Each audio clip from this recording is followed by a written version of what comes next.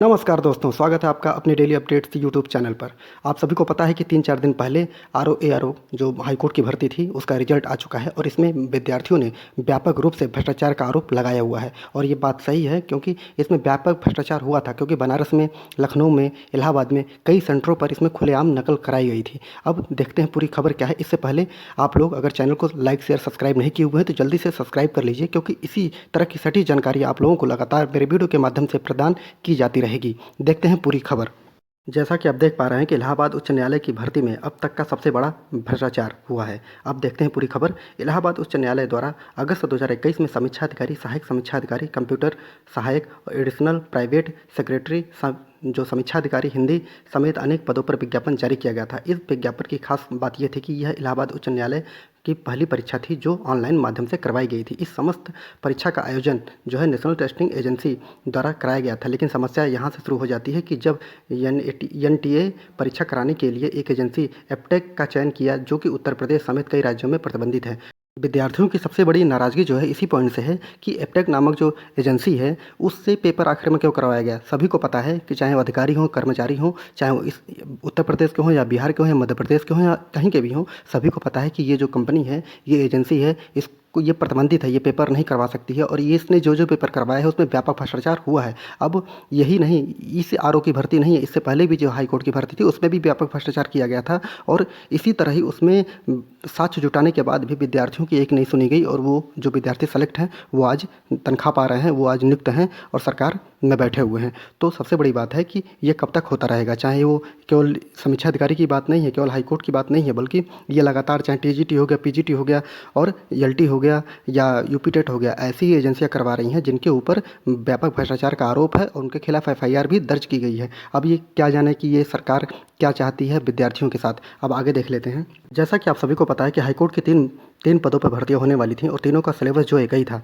लेकिन विद्यार्थियों में ये समझ में नहीं आ रहा, जो विद्यार्थी सेलेक्ट हुए हैं उनका पीईटी में अलग नंबर है और जो फाइनल रिजल्ट है उसमें उनका अलग नंबर है। और यही नहीं कि आरओ में अलग नंबर है, पीटी में और फाइनल में भी अलग नंबर है, और जबकि समीक्षा अधिकारी जो है उसका जो नंबर है वो एआरओ में उसका नंबर अलग है और फाइनल में अलग है। तो ये समझ में नहीं आ रहा है कि सिलेबस एक ही है, नंबर कैसे इतना गैप हो जा रहा है। तो इन विद्यार्थियों की जो कुंडली है, जो जन्म कुंडली पूरी की पूरी विद्यार्थियों ने निकाल ली है। जैसा कि आप देख पा रहे हैं कि इसमें 200 अंक की सामान्य अध्ययन की परीक्षा एवं 50 अंक की अंग्रेजी टाइपिंग टेस्ट था, जो कि सामान्य अध्ययन की परीक्षा के ठीक 15 मिनट बाद उसी कंप्यूटर पर देना था जिस पर अभ्यर्थी ने सामान्य अध्ययन का टेस्ट दिया था। इस प्रकार संपूर्ण परीक्षा 250 नंबर की थी। इस पर मेरिट बननी थी।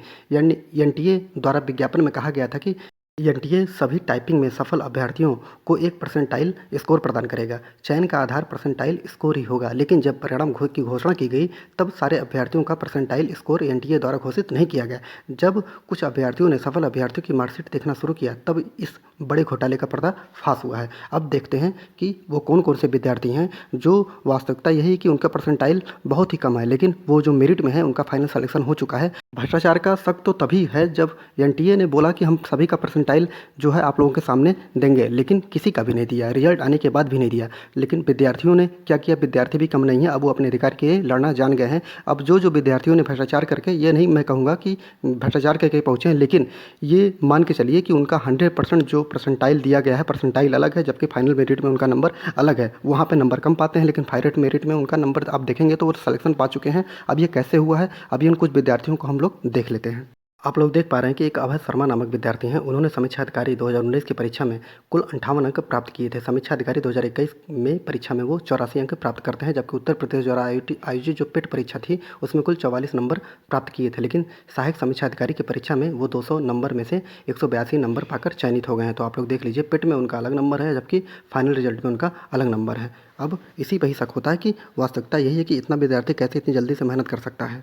जबकि दूसरे विद्यार्थी हैं आनंद कुमार, इनको सहायक समीक्षा अधिकारी की परीक्षा में 124 अंक मिले। उत्तर प्रदेश द्वारा आयोजित जो पेट की परीक्षा थी उसमें 64 अंक मिले हैं, लेकिन समीक्षा अधिकारी परीक्षा में 200 में से 177 अंक पाकर 100% परसेंटाइल के साथ अंतिम रूप से चयनित हो गए हैं।